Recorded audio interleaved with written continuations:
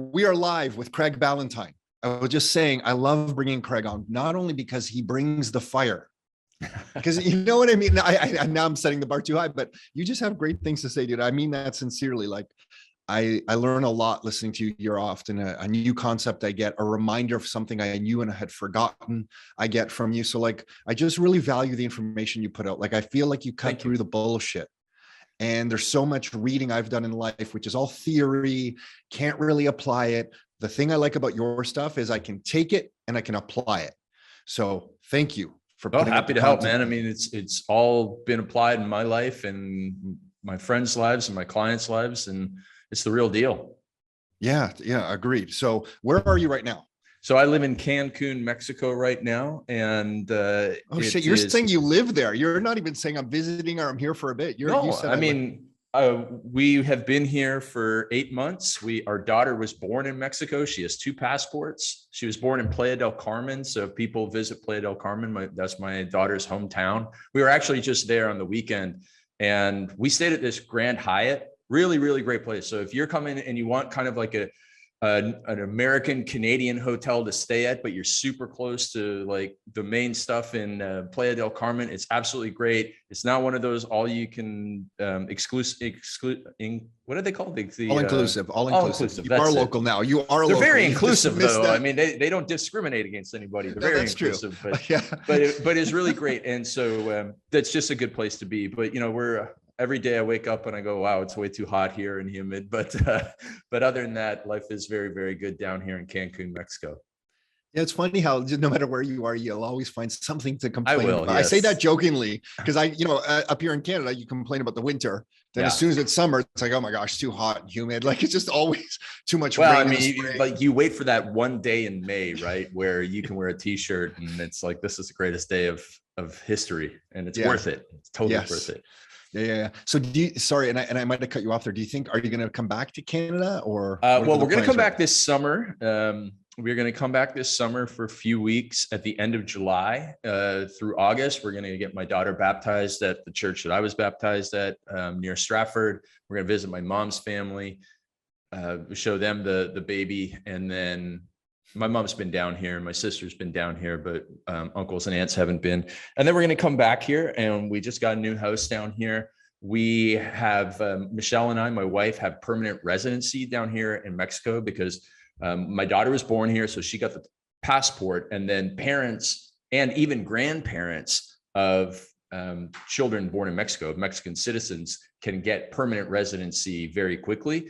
It's very, in theory, it's very easy and simple to get a tourist residency, which is like a year or 2 years, but the lineup in Toronto and Vancouver is probably 4 to 6 months, the wait.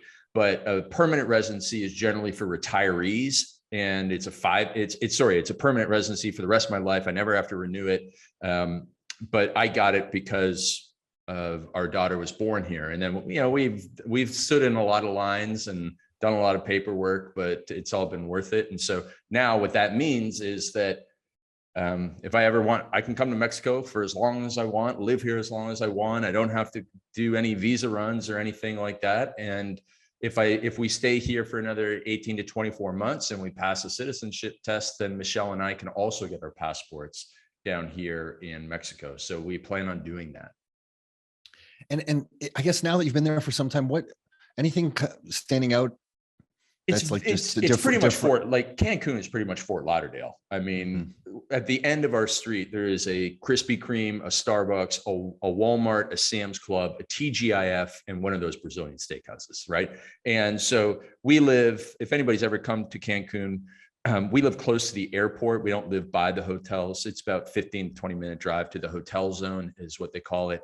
And there's a mall here that would look, the restaurants are like not out of place in South Beach. They're super high end. But there's a lot of areas which are what you would expect more in Mexico. But again, I just described it as Fort Lauderdale, and it's good in a way because I think I might even mention this. No, I didn't mention this because we haven't done a podcast since I've been down here. But you see 30 people riding in the back of a pickup truck. And, I was born and raised in Stratford, Ontario, Canada, where in the 80s, right? So I Yeah, rode that was in the back of- normal. Yeah, that was I rode in the back of a pickup truck like for the first 15 years of my life. And, so it's normal. And so I kind of like that. You see 3 people on a motorcycle with no helmets on, and it's kind of like, hey, it's good. No, like, all right, good. Not everybody's, in the nanny state. So I kind of like that. And it's hot, it's humid. People are amazingly friendly.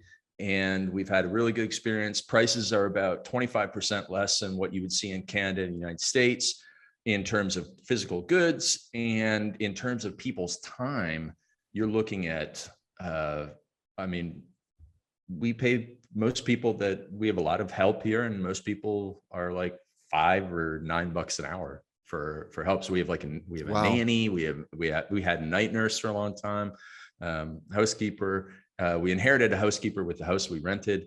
And so it's great. Rent is pretty much what you would it's very similar to what we paid in Surrey, BC, when the last place I lived, and downtown Vancouver. So can you ballpark? So it's what, 2,000-3,000 a month, 3,000 for something nice? We're paying 2,800 right now for, 4-bedroom house, and it's not huge. And then we're moving into like kind of this McMansion thing.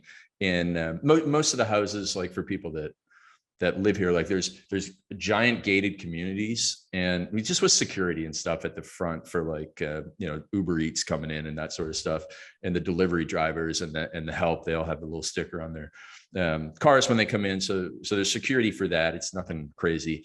And there's like probably 6 of these residential complexes, and we're currently in one, and we're moving to another one closer to the airport, and the houses are bigger and more spread out, and it's on a lake and that sort of stuff. And we're probably, I think, square meter wise, is 500 square meters, would that be like 4,000 square feet? I think my brain's tired right now. I can't figure it out. I always thought it was kind of like a factor of 10 or something.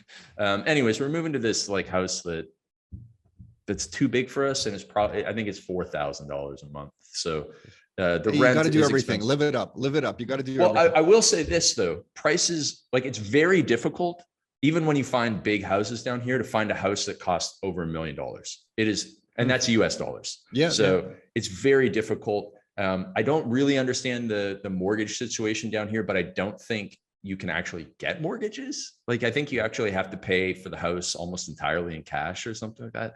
Don't quote me on it. I'm sure a Google search on this would tell you. But I think what you can do is you can go through either Canada or America and get a mortgage on when you buy your house, something like that.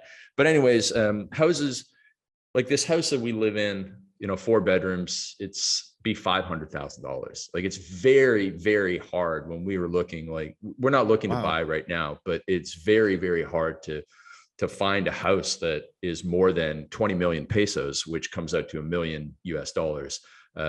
And so if you think about it, if you're like, hey, well, man, I should just buy a house down there, because you're like $4,000 rent on a $700,000 house is pretty good spread, I think.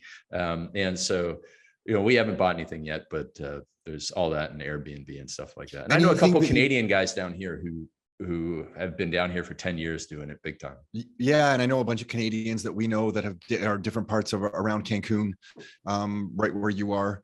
Yeah. Anything you've missed? Like anything you're like, oh, damn. Certainly totally those spring days, I miss those spring days back on the farm, the smell of manure in the fields, but the freshness. Yeah. I've had a real big pain in the butt with my dog, because down here, a lot of people have dogs in our residential community, but most people do not like intermingle their dogs. And so we found one. Oh God. So they're not like socialized with each other. No. And it's not like everybody has a Rottweiler.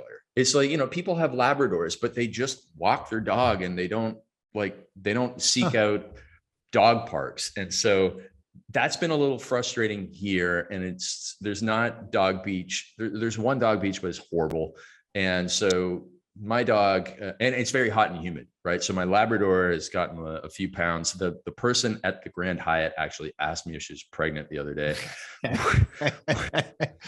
which is another great thing about Mexico, because they're politically incorrect, because they're just talking normally, right? They just speak their mind, right? Yeah. And so it's great. It's like, let's just cut to the chase. And is your dog pregnant? Because it's very fat. And I'm like, no. So that's fat dog. You have a fat dog. I do have a fat dog. I've always had a fat dog because she's a short yellow lab, and anybody who's had a lab knows that all those things want to do is eat. They'll eat everything. And you can feed the dog half a bag of dog food and it will still want to eat more because it's just wired that way. Just like a collie doesn't want to eat, but it will chase every single car. All dogs are neurotic. Yeah. Labradors are neurotic about food. And so everybody's got a dog down here and everybody lets their dogs bark outside at night, which is kind of annoying, but we've built some systems and got some earplugs and stuff like that. That was a problem at first, but finding her the right exercise has been difficult. We found a couple of good dog places, but the good ones are a long way from home. But fortunately, we're moving into this new place that has a dog area and a lake, so she can swim every day. So that would be the biggest pain in my butt solved. And then the language. So I spend probably 30 minutes a day on Duolingo, which is pretty helpful. Oh, cool. And I learned pretty well through that strategy. I'm like the type of person whose school was built for, like to see things on a blackboard and memorize it. Like I was really good at school. And so Duolingo is very similar to that, which is an app, probably one of the most popular language learning apps. So I've been on it for 30 minutes, 2 sessions of 15 minutes a day. I don't love it, but French is very similar to Spanish. So the problem is I actually start speaking in French to people. It's amazing what you can remember. Really? Like, you're like French, grade 9 and grade 10 French? Well, I went all the way through high school. Oh, did you? Okay. Grade 12 in high school in French. And, I would think like, I don't remember any of it, but the number of words that I remember in French is remarkable. When I go to speak to somebody, I think in French before I think in Spanish, but fortunately, like a lot of the words are the same. Like, you must be a disaster down there. Someone's asking if you have a pregnant dog. You're responding back in French. No, you know what I mean? Like, it's gotta be like, it's just like a reality TV show happening around you. Right. Exactly. Your dog's pregnant and you're just like, yeah, je m'appelle Craig. Je m'appelle Craig. Ma chienne sont pregnant. Yeah, exactly. Oh no. So I'm working on that, but so I can read menus really well. I can read the newspaper, but listening to somebody, like, I still can't understand. Yeah, they're speaking quickly. I'm sure there's some dialect in different areas, so it's just tough. So I mean, I can pick out word, like when my wife and I hear a word that we understand, we like, 2 fists in the air. We're super excited. So that's been difficult. It frustrates my wife more than it frustrates me. But like, for example, she had a little thing. She went to the doctor today, got some instructions in Spanish and was very frustrated by it. Now, one other thing I should mention is on the medical side of things. So she won't mind me mentioning this, but so she's had a C-section down here. We tried to have a natural childbirth and all this stuff, and it ended up our baby was sunny side up. So if anybody knows what that means, it means the face was up, which means it's very, very difficult to have a natural birth. And so we went to this birthing center and she was in the pool and all this sort of stuff, which we could have done in Surrey, BC. So that was all the same. But she ended up having a C-section. And can you guess what the cost of a C-section is in the United States? Oh, it's, what? One of my friends had one and I was shocked. It was years ago, but I was blown away. It was really expensive. I forget. It's probably like the lowest end is 30 grand. It's probably 60 grand. So we had a C-section. And then for the first 2 nights, we had a private hospital room at this small hospital. Like the hospital was in, like I've been to your old offices. Like imagine that there was a 3-story hospital inside your old offices. So like it was just on the side of the road in a strip mall. There was this hospital, but it was great. It was amazing facilities. And so we had the C-section there, and then 2 nights overnight in the hospital. And the food that they served my wife was good, and it cost us $2,500 US. Wow! And it was amazing. And then, fun fact: so I've had 2 hair transplants. Each one of them cost me $10,000 to $12,000. Yeah. I had no idea. They're amazing. Like really?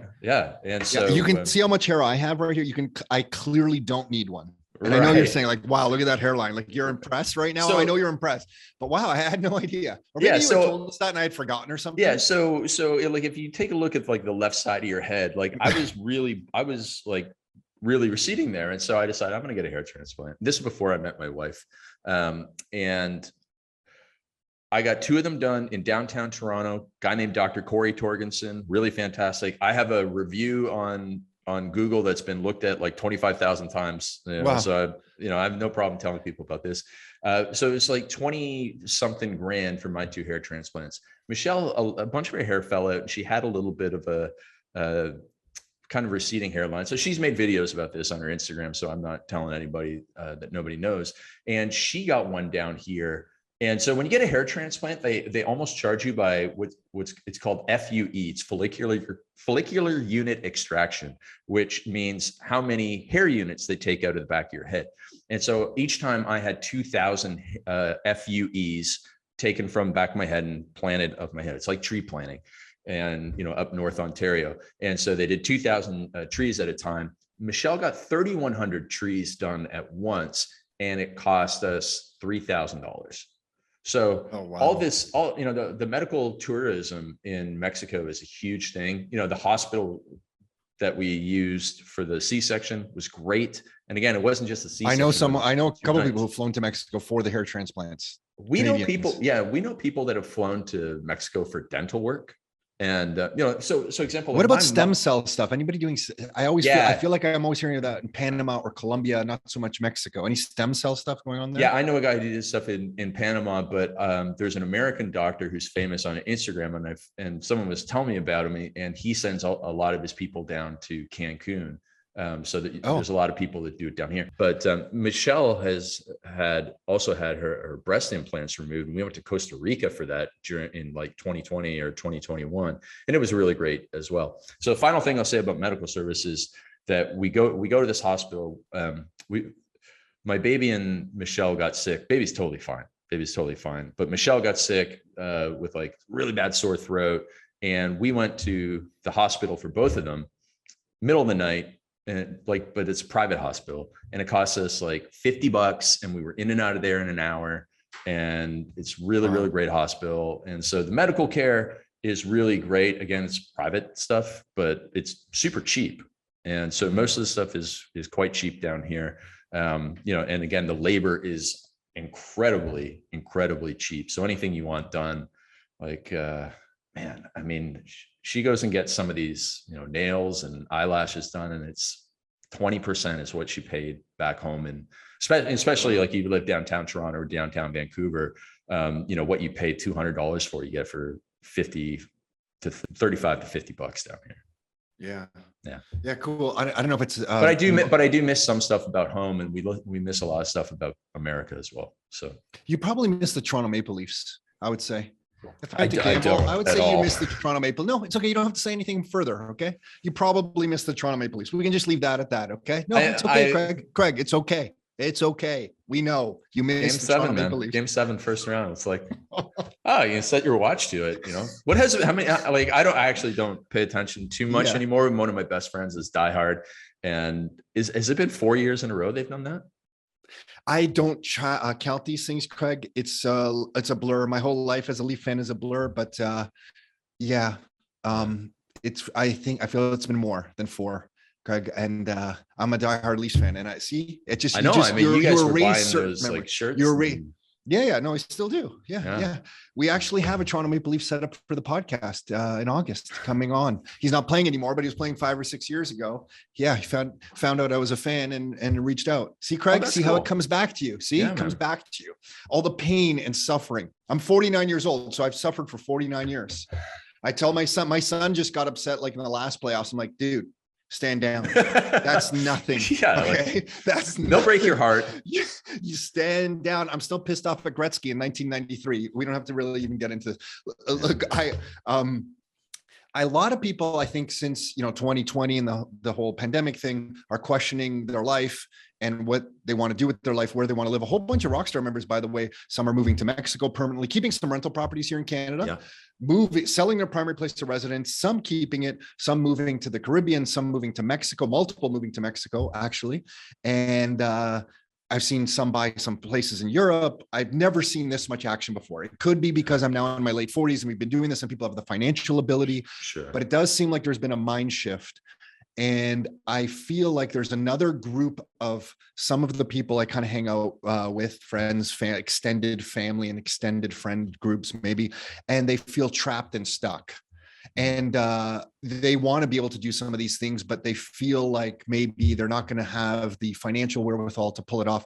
And you have these items that I really resonate with. I mentioned this YouTube video that you put out, 7 success habits that make me that made me the most money.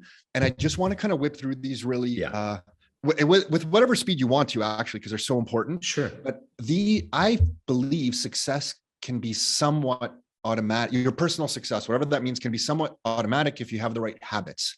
Yeah. And I know you are a big believer in putting the habits into place. Can we just talk about these? I'd love to. I'd say like formulaic might be the word, but it's definitely available to almost anybody listening to this show. Because I'm sure the type of people that you attract into this show are are similar to you and I, similar upbringings and all that sort of stuff. So there's some people who will listen to you, I know, and will think what you described in the way you're living is a little bit out of reach for them. And I hate that. And because I know it's not, and I know it can happen faster than many people believe it can happen. And that's kind of why I wanted to talk. And I'll tell you one thing is Michelle's grandparents were coming down to Lake Ajijica, I think. Lake Ajijica. It's about 45 minutes from Guadalajara. They were coming down.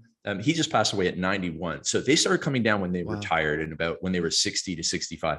And I mean, that is a very inexpensive part of Mexico. So when I say $3,000 a month rent, like ignore that, because understand that Mexico is a big country. Like you're probably looking at Ontario, Manitoba, and Saskatchewan combined, which is a big, big chunk of land. It's a 24-hour drive from Cancun to Mexico City, and then probably 24 from Mexico City to Tijuana. And there's a lot of very, very, very safe places in Mexico. There's a lot of dangerous places. There's a lot of very safe places because I've done a lot of research on this. And there's places that are as safe as Wyoming. There's cities in Mexico that are far safer than Toronto. My sister lives down near Queen of Bathurst, and I'm like, that ain't safe, because I've walked around there. I used to live at King of Bathurst. Like, I'm not comfortable down there, but I'd be comfortable in a lot of cities in Mexico. And so there's a lot of cheap parts, inexpensive parts, and it's a big country full of very loving people. So I will just say that, but I'm happy, we can jump into these 7 things. And I mean, I will just say one more thing. These 7 things have been followed by, I have a coaching client in business.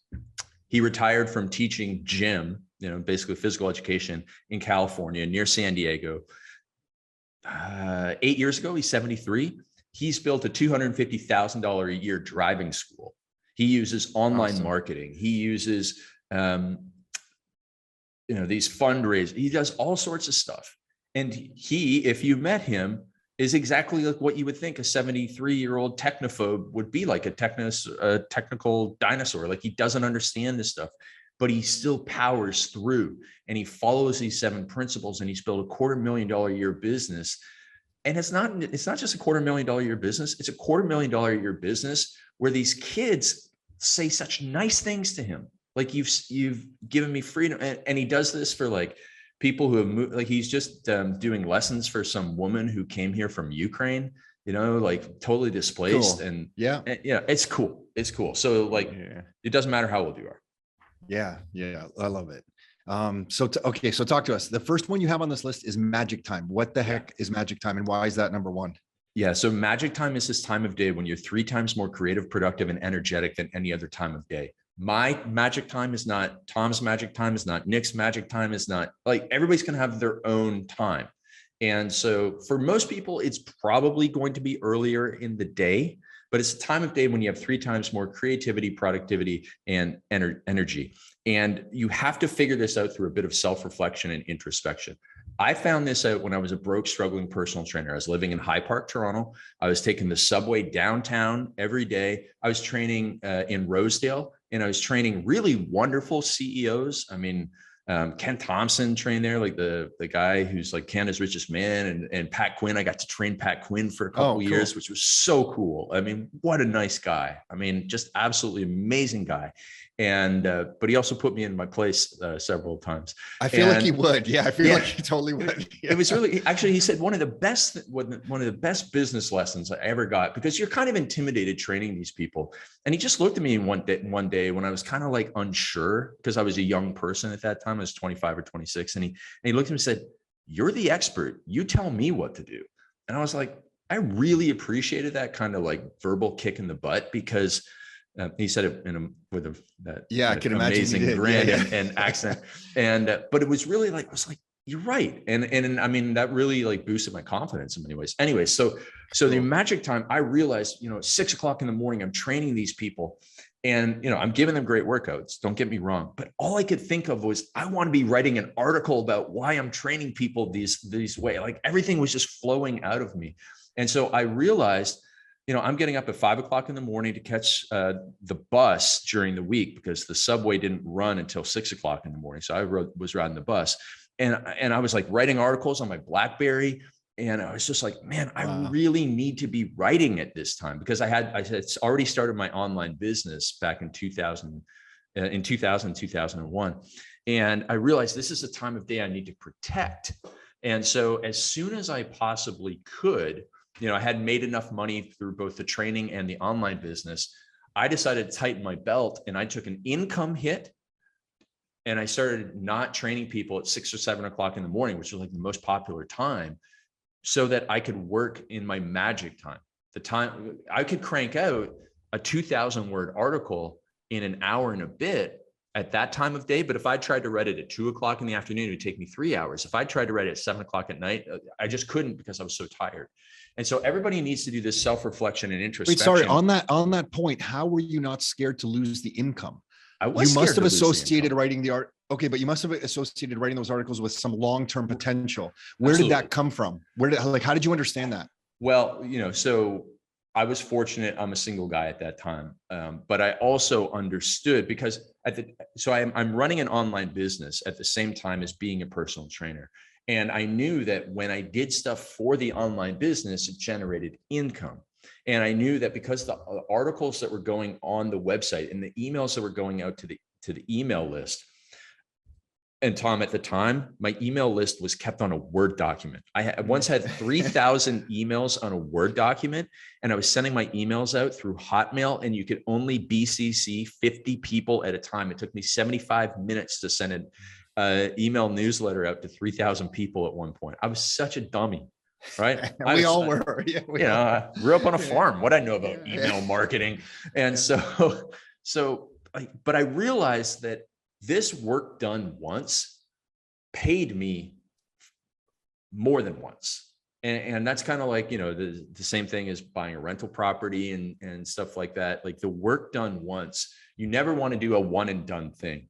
And so like when I go and do speaking, and I don't do a lot of it, but I used to do some, I got paid for one and done.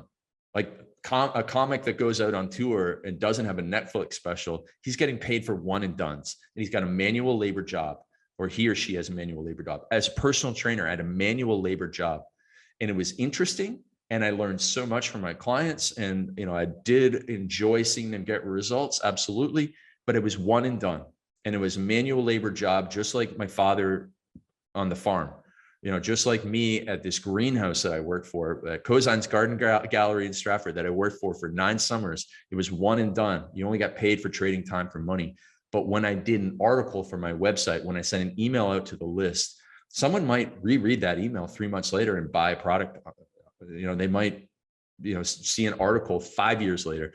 This is really interesting. I did a YouTube video in 2013 when I was still running my fitness business, that when COVID hit, all of a sudden the algorithm of YouTube started showing this video because it was a body weight only workout. Oh, got it. Yeah. It had been watched 1.5 million times from 2013 to 2020. It got watched 7 million times in March and April and May of 2020. And I made nearly $5,000 in ad revenue from that video. Like that's the power of the internet right there. Yeah, like awesome. the books that I wrote years ago bring me, like the book that I wrote in 2018 brought me a $25,000 coaching client last month. because I wrote a book, so that's the thing. And so the online real estate, the stuff that we create today, the hundreds of episodes of podcasts that you have, people, they can find them through search, they can find them on YouTube, and, they might be sitting there doing nothing. All of a sudden, somebody stumbles across it through search, and it's shocking. We see the back catalog of this podcast, and sometimes crazy. I look at it and I can't believe people are listening to something from like 3 years ago. And it's not just one listen. There'll be like 50 listens of that episode in 1 week. And we're like, what the heck is going on? Exactly. Because I'm not that type of person. I usually always want to hear the latest of something. So I'm always shocked by that. But yeah, you're right. So there's two lessons here, just for people who are thinking, oh, it's too late for me, or, the market is too saturated. It never is. And so there was something called 1,000 fans theory by a guy named Kevin Kelly. And Kevin Kelly said that you can have a 6-figure business, $100,000 a year business. Kevin Kelly was like a writer for Wired.com, maybe even in the editor. And you can basically build a $100,000 a year business with 1,000 true fans. And so 1,000 true fans paying you $10 a month gives you $100,000 a year business, 1,000 true fans. And so that's one big lesson there, that you don't need 100,000, you don't need 7.5 million views of a YouTube video. Okay. You need 1,000 true fans, maybe even less, depending on what you're selling, and the long tail. So Chris Anderson, I believe, who was also at Wired, he wrote a book called The Long Tail. And the long tail is like the distribution, right? So the distribution is, there's a very long tail at the end of a bell-shaped distribution. And it's, 50 views of a podcast that you made 3.5 years ago is the long tail. And so if you actually look at the volume in the long tail, it's a lot. And so it's like Amazon sells a lot of different titles and a small number of them, but it adds up to an enormous amount of book sales and audiobook sales and so on and so forth. And so in that long tail, there's room for everybody, is kind of the message. And there's niche market upon niche market on the internet. And so, if we are talking only online businesses, which we're not, the room for somebody to start a side income and make money to support them in some of these countries they're moving to is limitless. Phenomenal. Limitless. Yeah, absolutely. So magic time, find your time. For me, it was the morning. You're right. I think for most people, it's the morning. I know some people it's late at night. Yeah. And here's the thing is, you have to protect it, because the natural inclination is to notice that this is what you're going to notice. Oh, at 10 o'clock in the morning, I get in the flow. I have my best ideas. And then what you're going to do is you're going to give that time away. Mm-hmm. But you have to protect that time like my dog protects her food bowl when she's eating, right? You have to ruthlessly protect this magic time. And so what that means is, like, I may have to make some sacrifices at 10 o'clock in the morning. Like maybe I'm supposed to be on a client call, or maybe I'm supposed to do a meeting, or maybe, I feel like I should be available on the phone in case somebody wants to, maybe I'm a real estate agent. I don't want to miss, you will, just like I had to make a sacrifice at 6 o'clock and 7 o'clock in the morning. I had to lose my $50 an hour I was making for personal training clients. I had to lose that money today to make 5 times that money in 90 days. I had to lose the $50 today to make $500 in 90 days. And the last thing I'll say on this, Tom, is that you don't have to do this 5 days a week starting tomorrow, right? So if it's 10 o'clock in the morning and you're like, well, I got all these meetings and I got to take these calls, like, I can't do that. Okay, but can you do it 1 day per week for the next month? That's what I did at first. I didn't hack away all my 6 o'clock and 7 o'clock clients. I actually first started with Thursday afternoon. I didn't have any clients. And I realized, Tom, that instead of me doing an hour a day, 4 days per week, when I had 4 hours in a row, even when it wasn't my magic time, powerful, I actually got more done in 4 hours than I did in 4 by 1 hour. And you need to block these times. So give yourself magic time 1 day per week, and then you'll make enough money where you'll have enough progress where you'll have the confidence to then go, okay, I'm going to hack away 1 more day. Yeah, I feel like it's the biggest secret, because I feel like the life I get to live now, I can directly attribute to probably 5 years of starting this business from zero momentum, zero clients, zero revenues, zero database, zero everything. And probably for 5 years, I went to every weekday for 5 years. And there was enough momentum then created that I could kind of like cherry picked and do a little bit different things. But those 5 years launched what we have today in this business. And I'm so grateful. And I just look back at that time thinking like that was that was just incredible. And I would protect it. Like you're saying, like if I had to send an email during that time, I would literally open my email and kind of block it with my fingers and just to hit the compose button, before they had all these little stuff hacks. like that. Yeah, because I'm like, I don't want to see my inbox. Like my inbox is going to make me crazy, and like not look at my phone, not turn on my phone, don't look at text messages, and I would get frustrated if I was weak and got that time interrupted, So because you can actually, what the big lesson here is, in the hour or hour and a half of magic time, you can get the full workday done. Oh yeah. That's the lesson, because the rest of the day is all this interruptions, reactive email, text message, and you feel so good too. Okay. So why did you put selling every day? Like that's a big one to put number 2. So my mentor, Mark Ford, wrote a book called Ready, Fire, Aim. And in this book, he says, if your business is not making $1 million per year, you need to be spending 80% of your time selling. And I think that's factual. But the thing is, if you actually looked at somebody's calendar, so let's say somebody is, okay, great, I'm going to quit my job. I'm going to move out of Canada. I'm going to move to Mexico. I've got my rental income that's going to sustain us, but I got to build new active income. And they go, okay, so I'm going to start this side business. Maybe it's online, or maybe it's, something local. And then you look at what they actually spend their time doing, and the amount and the percentage of the time that they actually spend selling is going to be very low. And it's going to be low for several reasons. 1, it's scary. 2, they don't know how to do it. 3, they don't know what to do. They don't know what does that even mean to sell. And all the other stuff is far more enjoyable.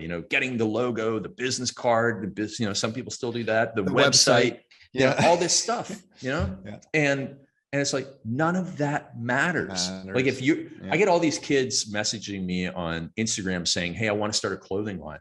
I'm like, what do you know about clothing? And how many flea markets and weekend markets have you gone to selling your clothing? None. They all want to sell it, on the internet and get influencers and stuff like that. But if you take a look at the Nike story, right? It was that guy selling Nike shoes out of the trunk of his car at track meets. That's how you figure out if you have a viable business, is through selling. Because if there is no sale, it is like a human with no oxygen in their blood. You're dead. No sales in a business equals dead business. No oxygen in your blood equals dead human. And so sales needs to be what you focus on almost entirely when you start a business. Yeah, that it gave me the confidence to quit my job when we could, when I noticed we could get a new customer and sell. Then I'm like, okay, I can quit. I can quit now. Like this is I'm tracking and testing. That's like pretty high. And I don't think I wouldn't have guessed that you would have that so high. Tracking and testing. What's this? Well, tracking and testing. I mean, take a look at anything in life, whether it's, a young man going out and trying to meet girls, or whether it's somebody going to the gym, or whether it's somebody doing real estate deals. If you track and test what you do, when I go and, I meet somebody, and, if I'm doing door-to-door sales, if my opening line is this, I'm going to do it for 10 houses in a row and see what my response is.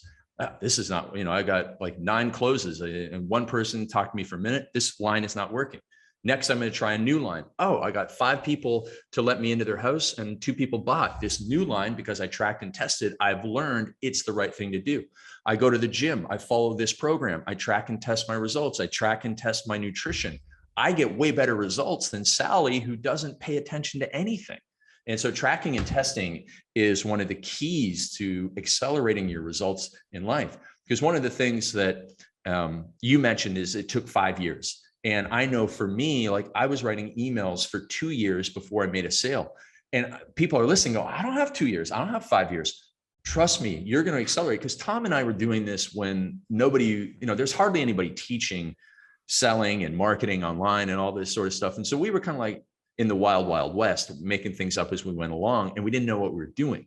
But I figured out what I was doing by tracking and testing I did a lot of email marketing. So I would track and test the subject line, the open rate, the click-through rate, and the amount of money made from all of each email. And I was able to, over time, determine how long an email should be, what type of subject lines got a 40% open rate versus a 20% open rate, and then how to configure the link inside the email so that more people clicked on the link.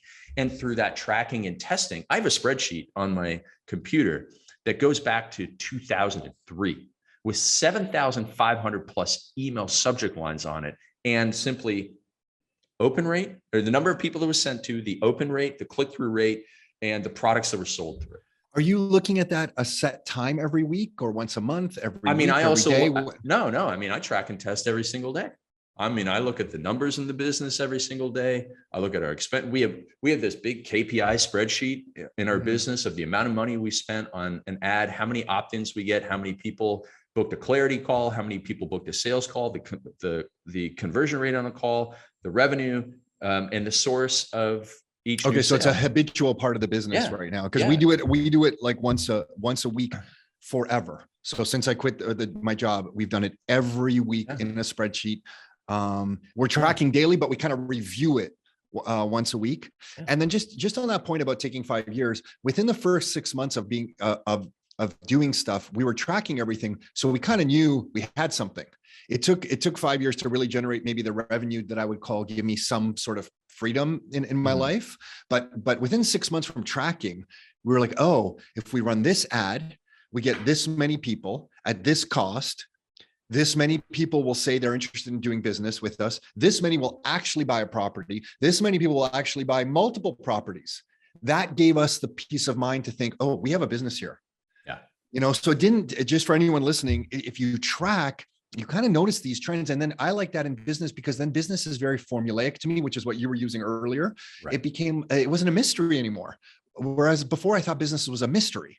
The tracking allowed it to be like mathematical to me. I'm like, oh, put this in the front, this comes out at the end. I get it. Because a lot of it is very formulaic, and we're looking to build sales machines. And the other day I was working with a client in the solar industry, and I mean, that's a crazy industry in America. The guy's 28 years old. His company does $7.5 million a month in solar sales, and all it is here's the script. How can I get more young men and women on the road knocking on doors? Saying the script. That's all it is. That's all it is. And I mean, you got to motivate them, and there's a lot of turnover in that industry, but that's all it is. It's just a factory. It's like putting in a tree, turning it into a cardboard box. That's it. Totally. Yeah. Okay. The next one was save time every day. What did you mean by that? Save time every day.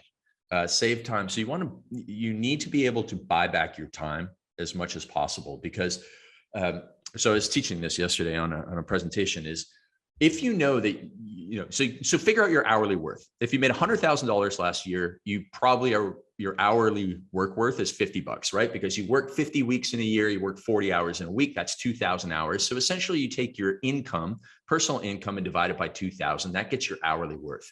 Now, when you're worth $50 an hour and you're the person running to the UPS store, or you're cleaning your house, or you're mowing your lawn, you are doing $10 an hour tasks when your hourly worth is $50 an hour. So your hourly worth is probably not $50 an hour, it's $100 an hour, but you're doing these $10 an hour tasks, which bring down the average.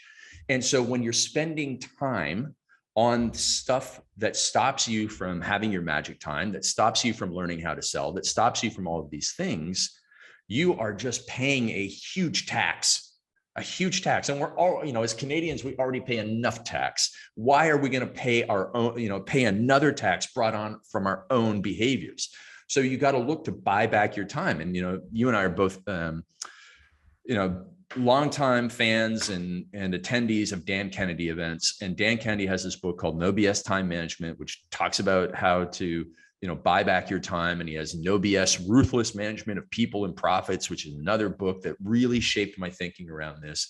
And then it's simply, if I can get somebody to go to the UPS store, $10 an hour is a little bit dated but for $15 to go and run all my errands, cut my lawn, and do all that sort of stuff, that then opens me up to do the $100, $200, $300, $400, $500 an hour tasks. And this is very similar to the sacrificing $50 today to make $500 in 90 days.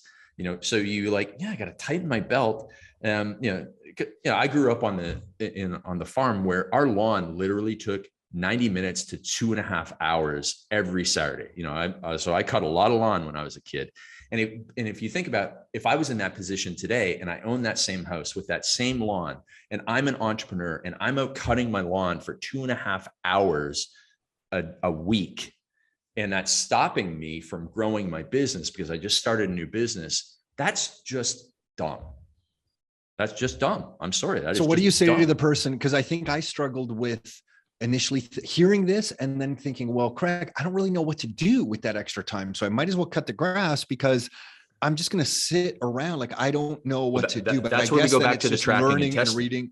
Yeah, it goes back to the tracking and testing. And essentially life boils down to this one sentence: do more of what works and less of what doesn't.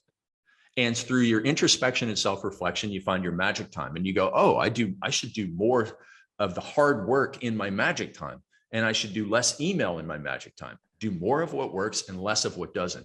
If you've ever been fit in the past and you're not fit now, you go back and you figure it out, well, I do more of what I did back when I was fit and less of what I do now when I'm not fit. And that's the same with everything. Your wife upset with you?